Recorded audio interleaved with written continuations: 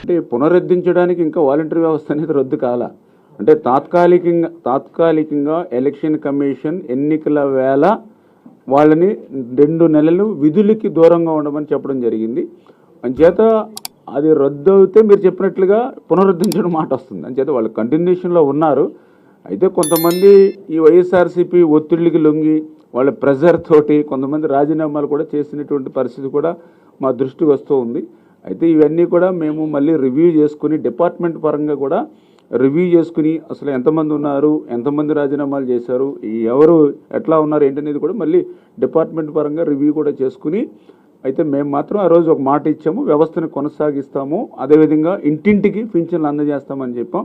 అంచేత దాని ప్రకారంగానే మళ్ళీ మేము రివ్యూ చేసుకుని ఎక్కడైనా అటువంటి రాజీనామాలు చేసిన కానీ ఇతరత్ర ఏవైతే ఉన్నాయో దాన్ని ఎట్లా ఫుల్ఫిల్ చేయాలి, ఎట్లా దీన్ని ఇంకా బలంగా అంటే ఎందుకంటే ఏదో ఆ రోజు వైఎస్ఆర్సీపీ ఏంటంటే తన సొంతంగా ఉపయోగించుకున్నాడు, ఏదో జగన్న సైన్యం అట్లా కాదు. ఎందుకంటే ఒక వ్యవస్థ ఏర్పడిన అది ప్రభుత్వానికి సంబంధించింది. ఆ రోజు 5,000 రూపాయలు జీతం తీసుకుంటూ ఉన్నారని అంటే అది మన అందరం కూడా మరి పనుల ద్వారా కట్టినటువంటిది.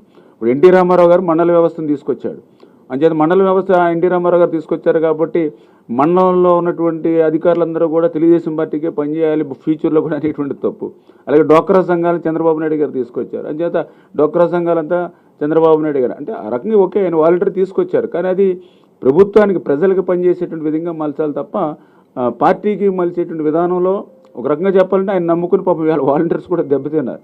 ఎందుకంటే 5 సంవత్సరాలు చాలీ జీతం 5,000 రూపాయలు ఇచ్చి ఈరోజు ఆఖరిని వాళ్ళని ఇంకా స్ట్రెంగ్తన్ చేయవలసింది పోయి మీరు రాజీనామా చేయండి అని వాళ్ళని రోడ్డును పడేసాడనంటే నమ్ముకున్న వాడిని కూడా ఏ రకంగా నట్టేట ముంచుతాడో అది కూడా ఒక ఉదాహరణ. జగన్మోహన్ ఏదైతే గతంలో ఏదైతే వ్యవస్థ నడిచిందో, ఏదైతే సచివాలయ సిబ్బంది వాలంటీర్స్ ఏదైతే ఉన్నారో వాళ్ళ ద్వారానే పనిచేయడానికి మనం ప్రయత్నం చేస్తాం. అంటే మేము చెప్పాం కదా ఒకసారి రివ్యూస్ ఇంకా దాని మీద మనం చేసుకోవాల్సిన అవసరం ఉంది.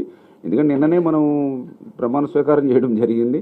ఇంకా ఇప్పుడే చంద్రబాబు నాయుడు గారు కూడా చెప్పడం జరిగింది అసలు ఏ శాఖలో ఎంతెంత అప్పులు చేశారు, ఏ శాఖల్లో ఏ ఆస్తులు తాకట్లు పెట్టారు, ఎక్కడ పెట్టారు, ఇవన్నీ తెలుసుకోవాల్సిన అవసరం ఉంది, తెలియజేసుకోవాల్సిన అవసరం ఉంది. అంచేత ఇవన్నీ కూడా డిపార్ట్మెంట్స్ వారీగా 1 by 1 అన్నీ కూడా రివ్యూ చేసుకుని దీని మీద ఒక ఐడియా వచ్చిన తర్వాత ఇవి కూడా ఒక శ్వేతపత్రాలు వైట్ పేపర్స్ కూడా డిపార్ట్మెంట్ వారికి ఇచ్చి దాని మీద మేము క్లియర్గా రేపు ఫ్యూచర్లో అన్ని నిర్ణయాలు తీసుకుంటాం. కాకపోతే ఖచ్చితంగా ఇంటి దగ్గర ఇస్తామని ఏదైతే చెప్పామో ఆ మాట నిలుపుకునేటువంటి విధంగా వాళ్ళ గుమ్మం దగ్గరే పింఛనిచ్చేటువంటి బాధ్యత